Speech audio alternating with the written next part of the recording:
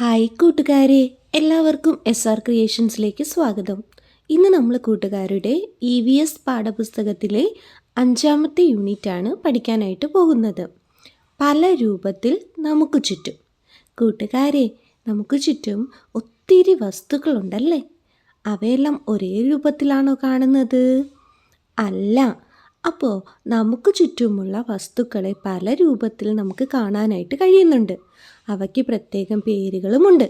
അപ്പോൾ അതേപറ്റിയാണ് ഇന്നത്തെ പാഠത്തിൽ നമ്മൾ പഠിക്കാനായിട്ട് പോകുന്നത്. അപ്പോൾ കൂട്ടുകാരാരെങ്കിലും ആദ്യമായിട്ടാണ് ഈ ചാനൽ കാണുന്നതെങ്കിൽ സബ്സ്ക്രൈബ് ചെയ്യുക. തൊട്ടടുത്ത് കാണുന്ന ബെൽ ബട്ടൺ കൂടെ എനേബിൾ ചെയ്ത് കഴിയുമ്പോൾ ഞങ്ങളിടുന്ന എല്ലാ ക്ലാസ്സുകളുടെ വീഡിയോസും അതുപോലെ തന്നെ എക്സാമിന് വേണ്ടിയിട്ട് സ്പെഷ്യൽ വീഡിയോസ് ചെയ്യുന്നുണ്ട്. അതും കൂട്ടുകാർക്ക് നോട്ടിഫിക്കേഷനായിട്ട് ലഭിക്കും കേട്ടോ. അപ്പം നമുക്ക് നേരെ പാഠഭാഗത്തേക്ക് കടക്കാം. അധ്യായം 5, പല രൂപത്തിൽ നമുക്ക് ചുറ്റും. അനു ചിത്രം വരയ്ക്കാൻ വളരെ മിടുക്കിയാണ് കേട്ടോ. കൂട്ടുകാരെ പോലെ ഒരു കുഞ്ഞു മിടുക്കിയാണ്. പല വസ്തുക്കളുടെ ചിത്രം വരയ്ക്കാൻ അനുവിനോട് നളിൻ ആവശ്യപ്പെടുകയാണ്. ഏതൊക്കെ വസ്തുക്കളുടെ ചിത്രം വരയ്ക്കാനാണ് അലിൻ പറയുന്നത്?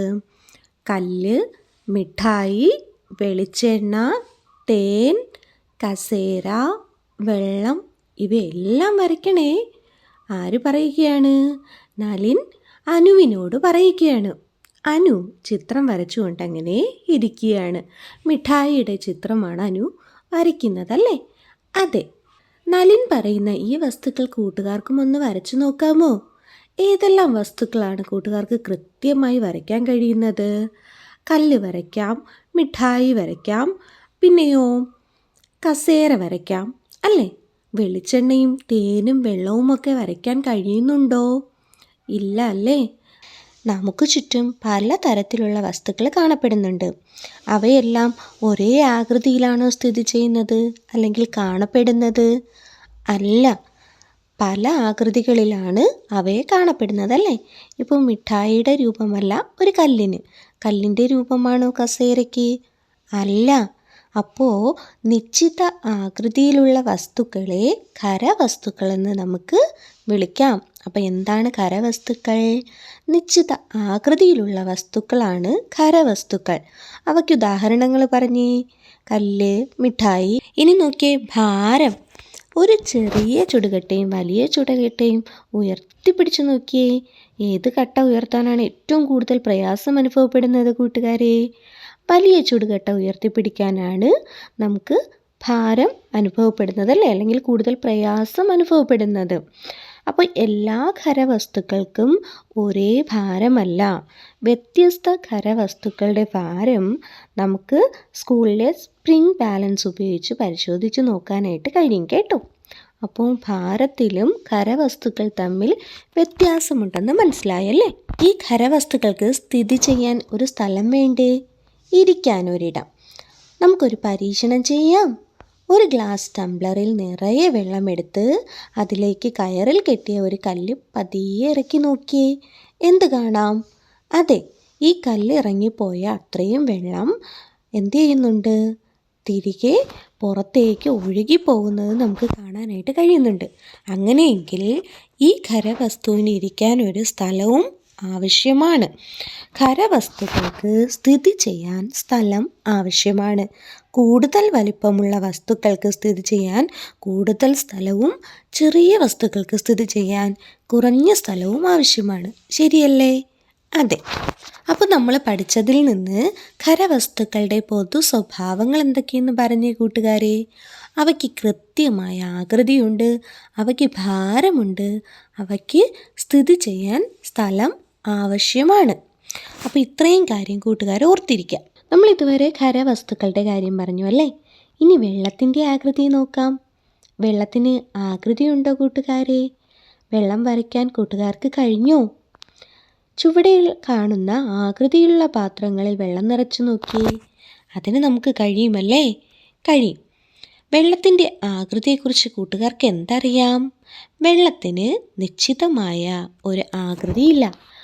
അത് ഉൾക്കൊള്ളുന്ന പാത്രത്തിൻ്റെ ആകൃതിയാണ് ഇത് സ്വീകരിക്കുന്നത്. വെള്ളത്തിന് ഭാരമുണ്ടോ? നോക്കാം. കൂട്ടുകാരുടെ വാട്ടർ ബോട്ടിലിൻ്റെ ഭാരം വെള്ളം നിറയ്ക്കുന്നതിന് മുൻപും വെള്ളം നിറച്ചതിന് ശേഷവും സ്കൂളിലെ സ്പ്രിംഗ് ബാലൻസ് ഉപയോഗിച്ചൊന്ന് പരിശോധിച്ച് നോക്കിയേ. ഭാരം വ്യത്യാസം അനുഭവപ്പെടുന്നത് മനസ്സിലായില്ലേ? അപ്പോൾ ഇതിൽ നിന്ന് നമുക്ക് എന്ത് മനസ്സിലാക്കാം? വെള്ളത്തിന് ഭാരമുണ്ടെന്ന് മനസ്സിലാക്കാം. ഇനി വെള്ളത്തിന് ശക്തിയുണ്ടോ? ഒഴുകുന്ന വെള്ളത്തിന് വളരെ ശക്തിയുണ്ട്. വായുവട്ടമുള്ള ഒരു പാത്രത്തിൻ്റെ അടപ്പിൽ 6 ഐസ്ക്രീം സ്പൂണുകൾ ഉറപ്പിച്ചൊരു ചക്രം ഉണ്ടാക്കി നോക്കിയേ. ഇവിടെ ചിത്രത്തിൽ കാണുന്നത് പോലെ ഈ ചക്രം ചിത്രത്തിൽ കാണുന്ന രീതിയിൽ ക്രമീകരിക്കണം. കണ്ടോ? പൈപ്പിൽ നിന്ന് വീഴുന്ന വെള്ളത്തിന് നേരെ ഇത് വഹിച്ചു കൊടുക്കണം. എന്താ നിരീക്ഷിക്കുന്നത്? ചക്രം കറങ്ങുന്നത് കണ്ടോ കൂട്ടുകാരെ?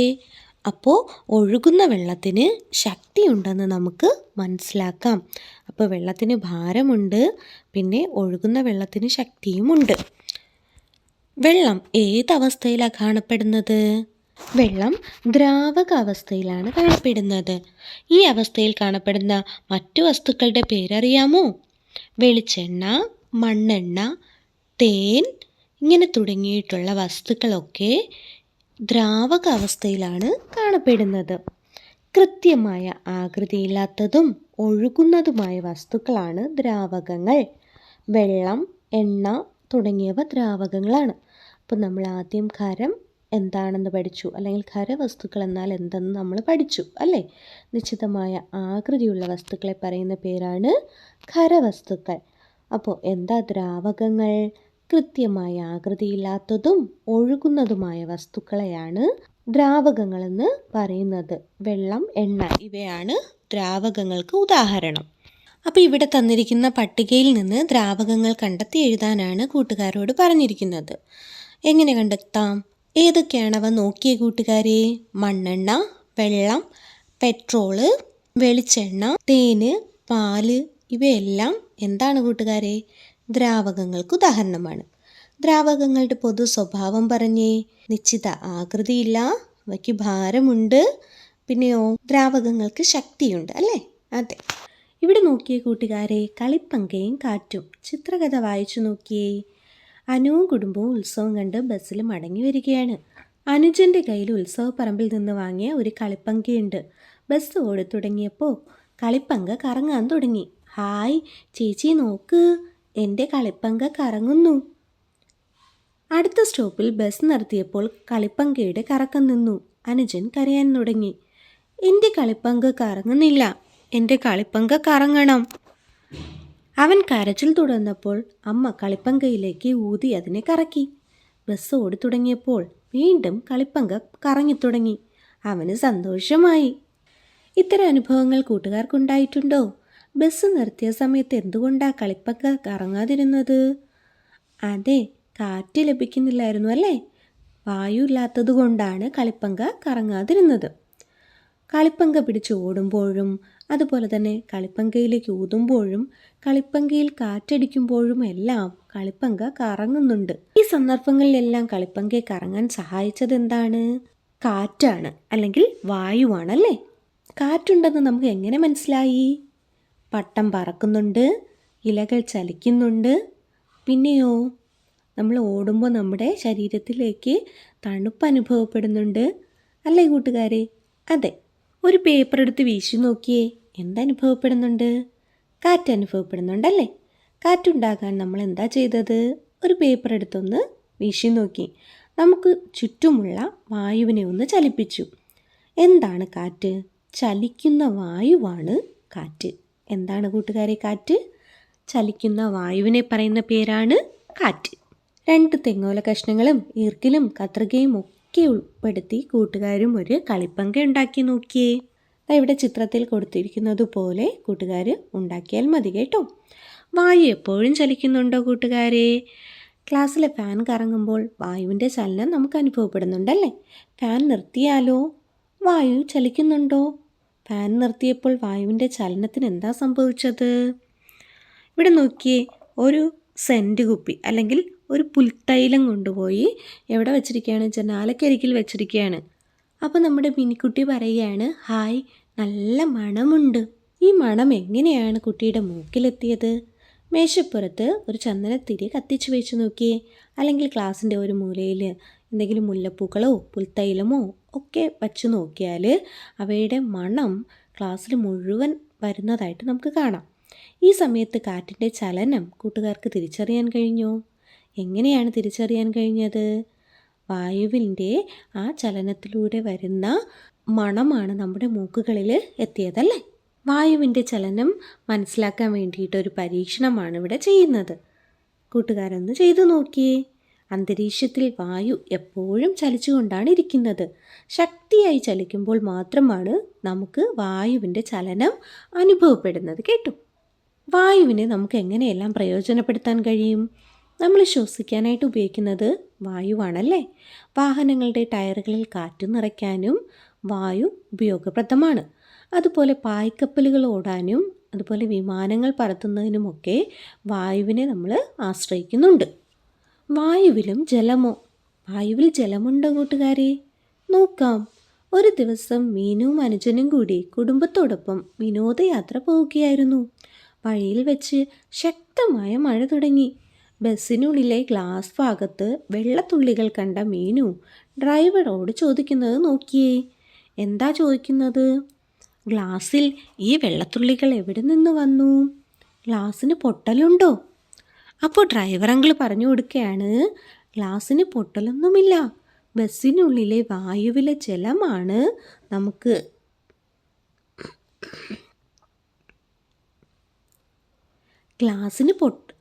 അപ്പോൾ ഡ്രൈവർ അങ്കിൾ പറഞ്ഞു കൊടുക്കുകയാണ്, ഗ്ലാസ്സിന് പൊട്ടലൊന്നുമില്ല, ബസ്സിനുള്ളിലെ വായുവിലെ ജലമാണ് നമുക്കിവിടെ എങ്ങനെ കാണാനായിട്ട് കഴിയുന്നതെന്ന് പറഞ്ഞു കൊടുക്കുന്നു. അപ്പോൾ ഉടനെ നമ്മുടെ മീനുക്കുട്ടിയുടെ അനുജന് ഒരു സംശയം, വായുവിൽ ജലമുണ്ടോ? ഉണ്ടോ കൂട്ടുകാരെ? നമുക്കൊരു പരീക്ഷണം ചെയ്യാമോ? ഒരു ഗ്ലാസ് ടംബ്ലർ എടുത്തിട്ട് കുറച്ച് ഐസ് കഷ്ണം അതിനകത്ത് ഇട്ട് നോക്കിയേ. ഗ്ലാസിൻ്റെ പുറത്ത് എന്ത് കാണാൻ കഴിയും? വെള്ളത്തുള്ളികൾ കാണാനായിട്ട് കഴിയുമല്ലേ? ഇതെവിടെ നിന്നാണ് വന്നത് കൂട്ടുകാരെ? വായുവിൽ നിന്നാണ് വന്നത്. വായുവിൽ ജലകണികകൾ അടങ്ങിയിട്ടുണ്ടെന്ന് നമുക്കിതിൽ നിന്നും മനസ്സിലാക്കാം. അപ്പോൾ ഇതാണ് ഗ്ലാസ് ടംബ്ലറിൻ്റെ പുറത്ത് കാണുന്ന ഈ വെള്ളത്തുള്ളികൾ. വായുവിന് സ്ഥലം ആവശ്യമാണോ? നമുക്ക് മറ്റൊരു പരീക്ഷണം ചെയ്തു നോക്കാം. വായുവിന് സ്ഥിതി ചെയ്യാൻ സ്ഥലം ആവശ്യമാണ്. ബീക്കറിൽ 1/4 ഭാഗത്തോളം വെള്ളം നിറയ്ക്കണം, കണ്ടോ? എന്നിട്ട് പ്ലാസ്റ്റിക് പന്ത് ഈ വെള്ളത്തിന് മുകളിലേക്ക് വെക്കണം.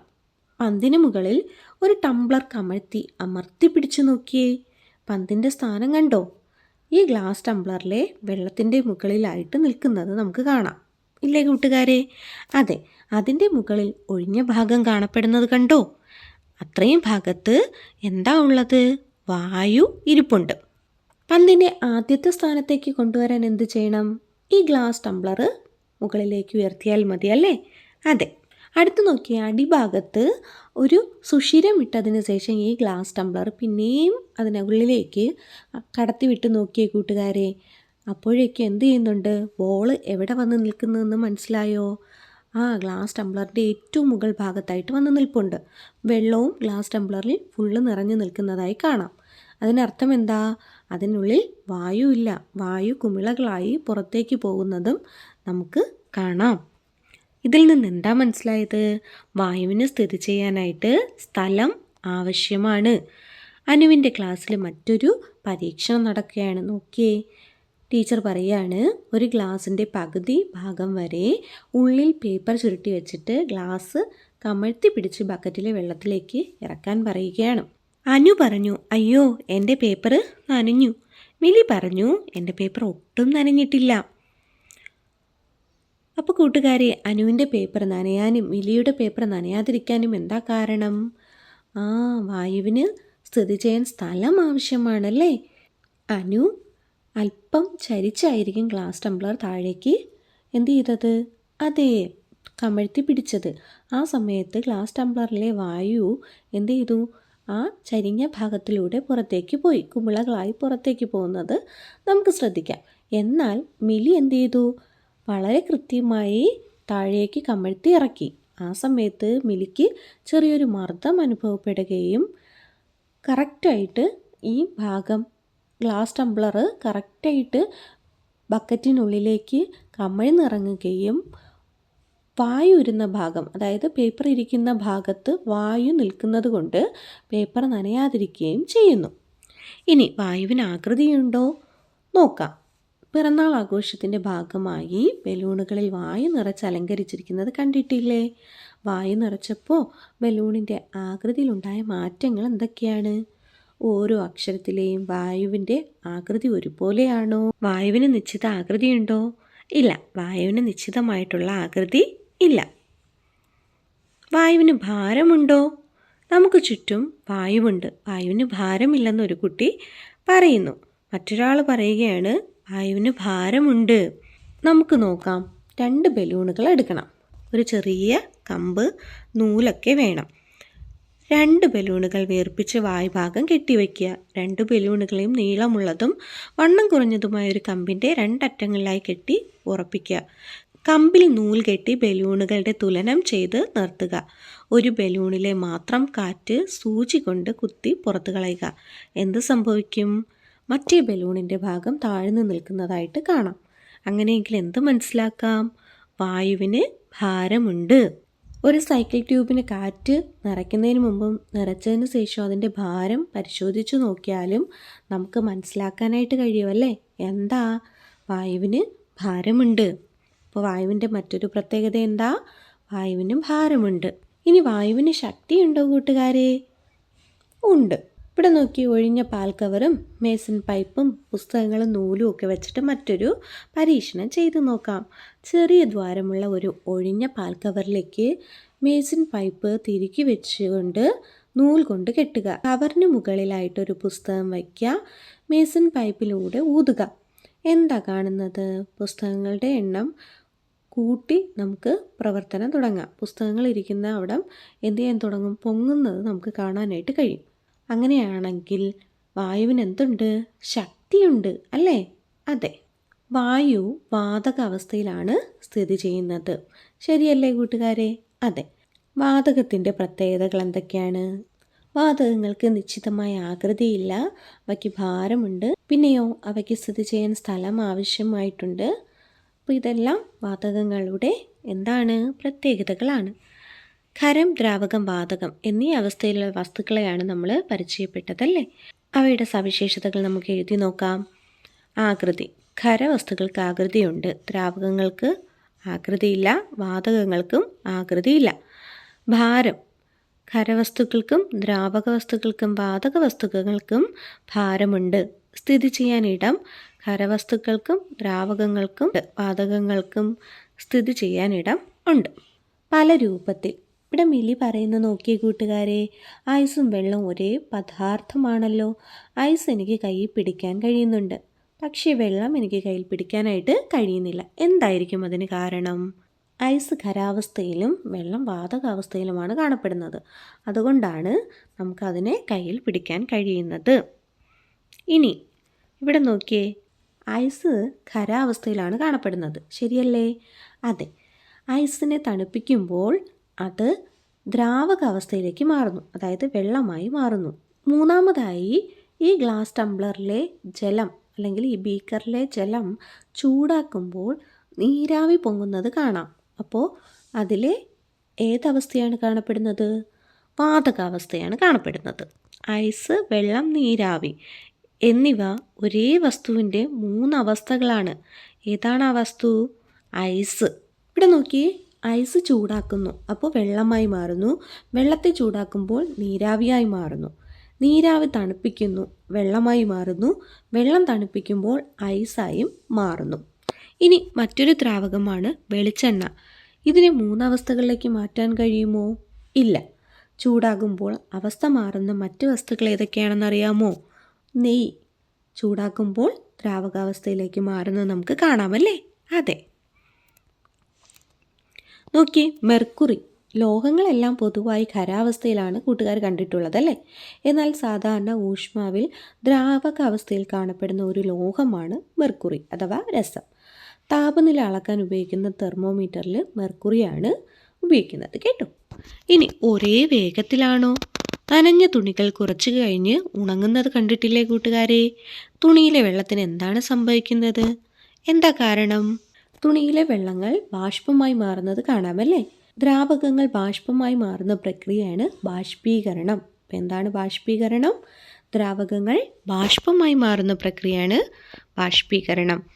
നമുക്ക് ചുറ്റുമുള്ള വസ്തുക്കൾ പൊതുവെ ഖരം, ദ്രാവകം, വാതകം എന്നീ 3 അവസ്ഥകളിലാണ് സ്ഥിതി ചെയ്യുന്നത്. ഈ കാര്യങ്ങളാണ് നമ്മൾ ഇന്നത്തെ പാഠത്തിൽ പഠിച്ചത് അല്ലേ? ഒരു വസ്തു തന്നെ ഒന്നിൽ കൂടുതൽ അവസ്ഥകളിൽ കാണപ്പെടുന്നതും നമ്മൾ പഠിച്ചു. അപ്പോൾ കൂട്ടുകാരെ, നമ്മൾ പഠിച്ച ഈ ഭാഗങ്ങളൊക്കെ കൂട്ടുകാരൊന്ന് ഓർത്തിരിക്കുക. ഖരം, ദ്രാവകം, വാതകം. നമുക്ക് ചുറ്റും കാണപ്പെടുന്ന വസ്തുക്കളുടെ അവസ്ഥകൾ 3 അവസ്ഥകളാണ്. അവയുടെ പ്രത്യേകതകളൊക്കെ നമ്മൾ പഠിച്ചു. അപ്പോൾ പാഠഭാഗം നന്നായി വായിച്ച് കൂട്ടുകാർ മനസ്സിലാക്കി വയ്ക്കുക. അപ്പോൾ കൂട്ടുകാർക്ക് ക്ലാസ്സുകൾ ഇഷ്ടമായെങ്കിൽ ലൈക്ക് ചെയ്യുക, നിങ്ങളുടെ ഫ്രണ്ട്സിന് കൂടെ ഷെയർ ചെയ്ത് കൊടുക്കുക. അപ്പോൾ അടുത്ത ക്ലാസ്സിൽ നമുക്ക് ഒരുമിച്ച് കാണാം. താങ്ക്